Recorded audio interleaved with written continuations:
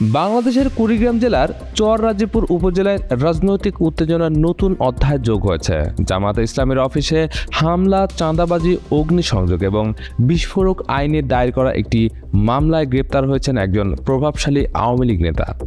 তার নাম রফিকুল ইসলাম মুকুল। তিনি চররাজীপুর উপজেলা আওয়ামী লীগের সহসভাপতির দায়িত্বে রয়েছেন। পুলিশ জানিয়েছে, শনিবার দুপুরে উপজেলার বটতলা এলাকা থেকে তাকে গ্রেপ্তার করা হয়। এ বিষয়ে নিশ্চিত করেছেন রাজীবপুর থানার ভারপ্রাপ্ত কর্মকর্তা ওসি মোহাম্মদ শফিকুল ইসলাম।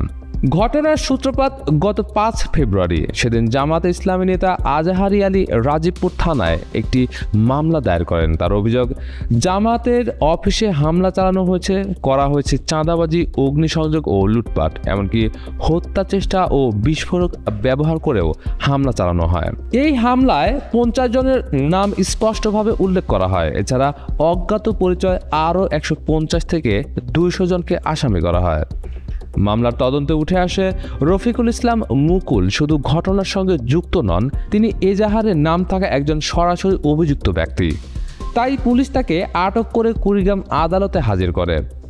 ওসি শফিকুল ইসলাম বলেন, আমরা আইনি প্রক্রিয়ার মাধ্যমে মামলার তদন্ত করছি। যাদের বিরুদ্ধে প্রমাণ মিলবে তাদের গ্রেপ্তার করা হবে।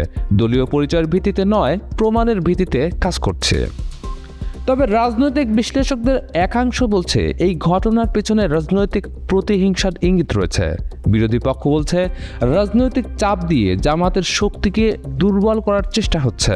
অন্যদিকে সরকারপন্থীরা বলছে, এই গ্রেপ্তার পুরোপুরি আইনানুগ এবং বিচারপথ মেনেই হয়েছে। এখন দেখার বিষয়, আদালত এই মামলায় কী সিদ্ধান্ত দেয় এবং ঘটনাটি ভবিষ্যতে চররাজীবপুরের রাজনৈতিক বাস্তবতায় কেমন প্রভাব ফেলবে। মেহেদী হাসান, ডেইলি মিন্ট।